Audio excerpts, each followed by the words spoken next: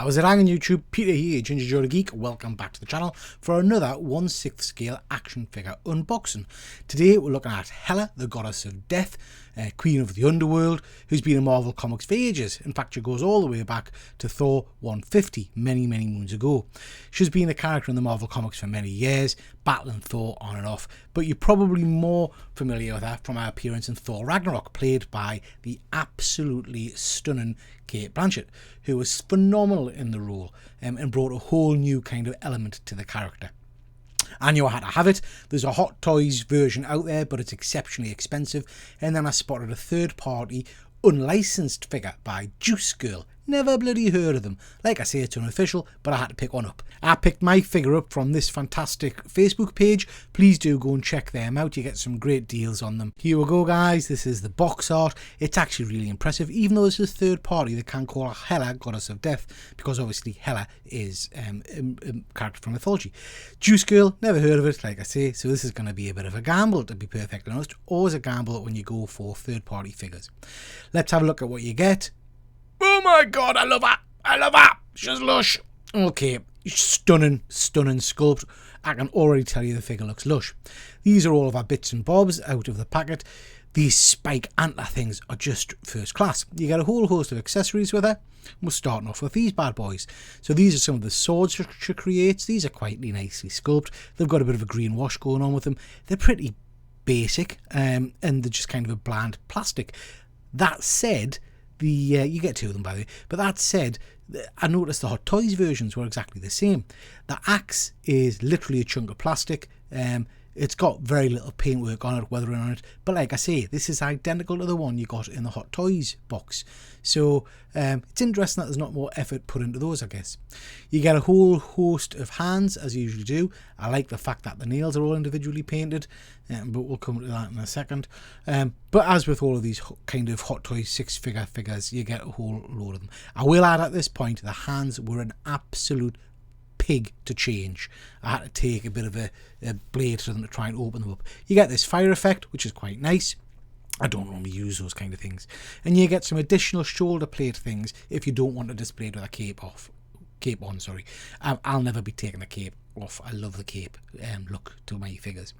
Then you get this. This is the big piece, really. This is the grasping of Mjolnir and the destroying of the hammer. Leather strap. It looks stunning. But have you noticed the issue? No bloody nail varnish on the fingers. What's going on there? Really a little bit irritated about that. So the main feature of this figure, and they've ballsed it up. So yeah, that not good, Juice Girl, not good. Anyway, let's look at the figure herself. She's absolutely phenomenal. I'm really surprised at how good this figure is in terms of the aesthetics and the looks. Cape is phenomenal. Love it. Absolutely love it. It hangs beautifully. These green shimmer. It's really nice. The hands are canny. I'm not going to say they're massively detailed, but they're all right. The shoulder pads are in a nice position. They just kind of push under her. Head sculpt's phenomenal. I think this is just as good as the images I've seen from the Hot Toys one. The antlers are just startling. The eye makeup, really impressed with this head sculpt. It's phenomenal, really is phenomenal. So yeah, the costume itself is kind of a spandex lycra kind of material, get on, but the green piping on it shimmers really nicely. The head sculpt, it's on a funny kind of joint thing. I've not had one of these in my figures before. It's canny, it kind of slots into place, but what it does do is it means the head's a little bit bobblehead, it's a little bit wobbly, which works fine for this figure. I've just not seen that before, so that's a bit of an interesting one. In terms of the costume, in terms of articulation and things, you get a bit of movement with her. Our arms can shift about. Those shoulder pads don't really hinder the movement. The costume is a little bit frayed at some points, showing it's not as good quality.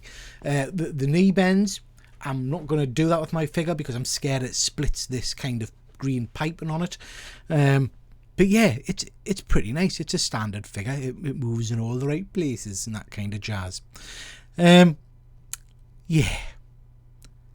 A little bit irritated with this when I get to change out. The zip popped straight off the back. Swines.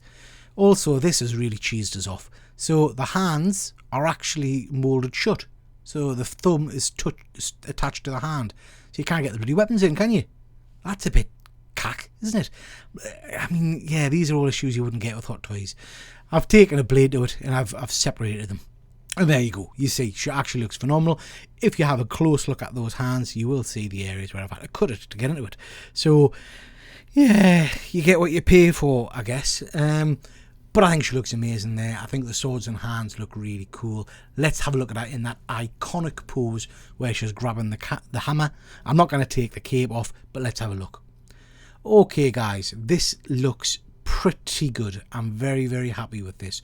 I guess what I would say though is the hammer is quite a weight, so I'm not sure I can get the wrist peg to hold the hammer long term. That's looking pretty good there, but I've had to futz around with it for a while.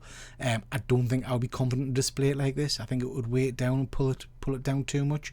But that said, that looks pretty cool, doesn't it? That looks like a scene from the movie. I really do like that.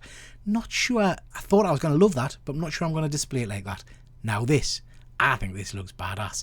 I don't normally use fire displays and the kind of the plasticky display things, but actually I really like the look of that. I like the sword in her hand. I think she looks stoic.